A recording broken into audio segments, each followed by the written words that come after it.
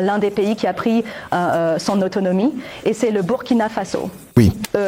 Vos remarques récentes au Sénat semblent suggérer que cela détourne, c'est-à-dire le général Traoré, détourne ses réserves d'or de 4 milliards pour soutenir son régime militaire, plutôt que pour le bien-être public. Ces propos ont suscité une large, vous savez, condamnation à travers le continent. Qu'entendiez-vous par cette déclaration? Permettez-moi de parler de la souveraineté du Burkina Faso. Ils conservent leur souveraineté. Ils prennent eux-mêmes les décisions sur la façon d'utiliser leurs ressources. Ils décident à qui vont leurs ressources pour le soutien militaire. C'est leur droit souverain. Mais mon avertissement était uniquement d'un point de vue militaire. Il y avait une commission sénatoriale des services armés qui me posait une question directe. Le Burkina Faso, beaucoup de choses positives s'y passent pour les faire avancer. D'accord ? Mais ensuite, quand on regarde attentivement l'aspect militaire, en gardant à l'esprit que c'est véritablement l'épicentre du terrorisme mondial, c'était précisément le moment pour moi de souligner que c'est probablement leur point le plus faible et qu'il faut absolument des ressources suffisantes et adaptées pour mener efficacement la lutte contre le terrorisme dans ce pays. Période. Mais ce sont eux qui prennent les décisions. C'est leur souveraineté et leur droit souverain de décider ce qui est approprié ou non. Mais je voulais mettre en lumière le fait que la situation prend actuellement une mauvaise direction.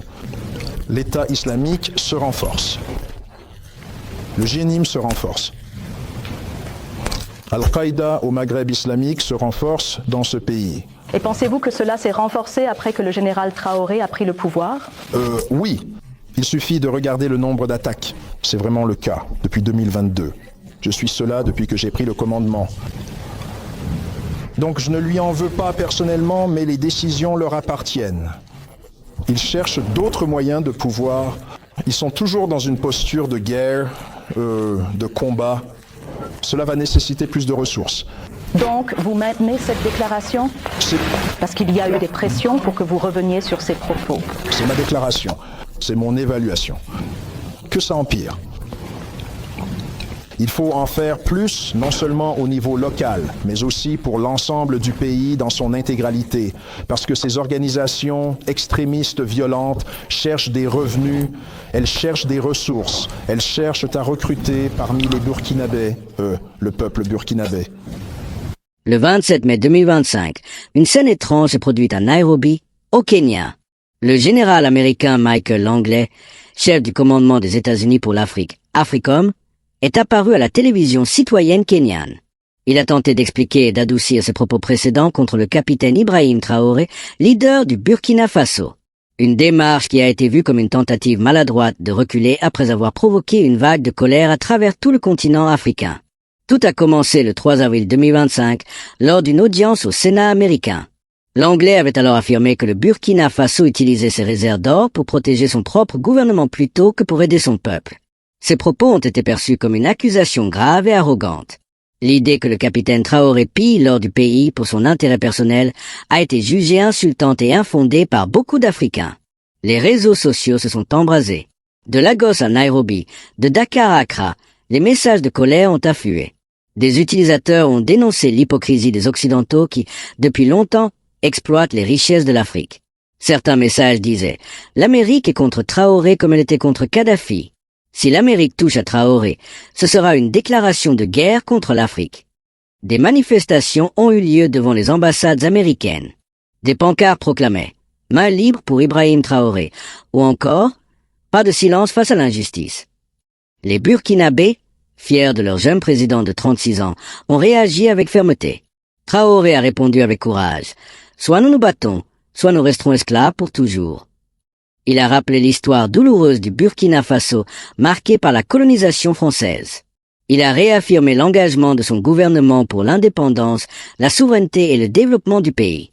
En Afrique du Sud, le parti EFF a exprimé son soutien à Traoré et a qualifié les propos de Langley de manœuvre impérialiste. L'Alliance des États du Sahel, AES, composée du Burkina Faso, du Mali et du Niger, a publié une déclaration commune. Ils ont condamné les accusations américaines et ont réaffirmé leur détermination à protéger leurs ressources et leur souveraineté. Cette unité africaine a montré que l'époque des injonctions venues de l'Occident est révolue. Les critiques de l'anglais ne visaient pas seulement Traoré. Elles ont été perçues comme une attaque contre tous les Africains qui cherchent à se libérer de l'exploitation. Depuis des décennies, les ressources du continent ont été pillées, laissant les populations dans la pauvreté. Quand un dirigeant comme Traoré ose récupérer les réserves d'or pour son peuple, l'Occident crie au scandale. Pourtant, depuis 2022, Traoré a agi avec audace. Il a expulsé les troupes françaises, nationalisé des mines d'or comme Essakane, interdit l'exportation de l'or brut et construit la première raffinerie d'or du pays. Il a aussi renégocié les contrats miniers pour bénéficier aux populations locales, investi dans l'agriculture et mis en place une politique de transformation locale du coton. C'est la démarche d'un chef révolutionnaire, pas d'un dictateur. Pourtant, l'anglais a déformé ses actions.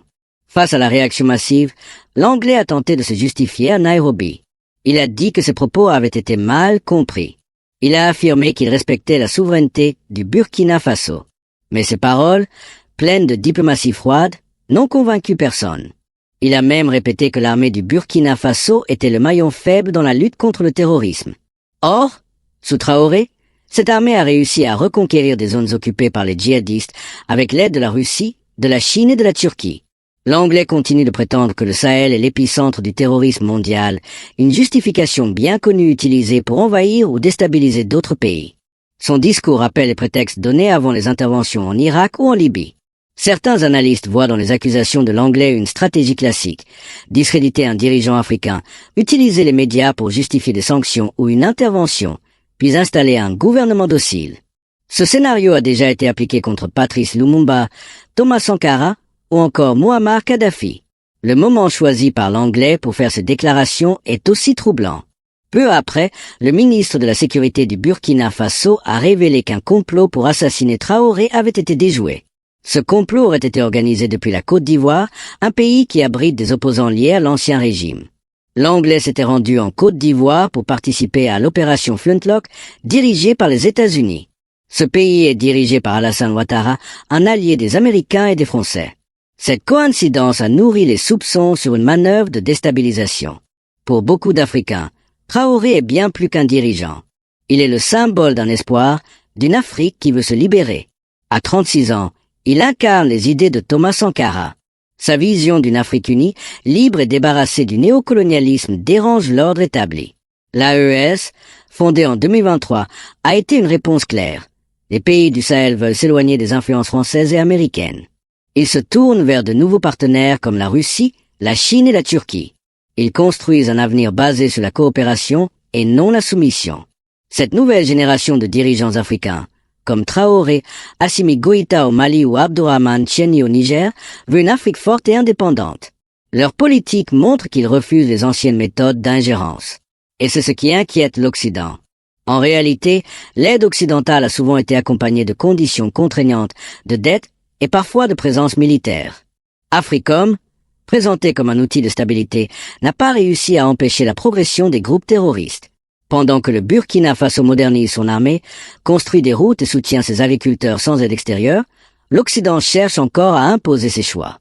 Mais aujourd'hui, une nouvelle réalité s'impose. L'Afrique se réveille et elle n'a plus peur. L'Afrique est en train d'écrire une nouvelle page de son histoire. Une histoire de courage, de résistance et d'espoir. Ce que nous vivons aujourd'hui n'est pas seulement une réaction à des décennies d'injustice, c'est une affirmation claire. Le temps du silence est révolu. L'Afrique parle, l'Afrique agit, et surtout, l'Afrique se relève. Restons éveillés, informés et solidaires.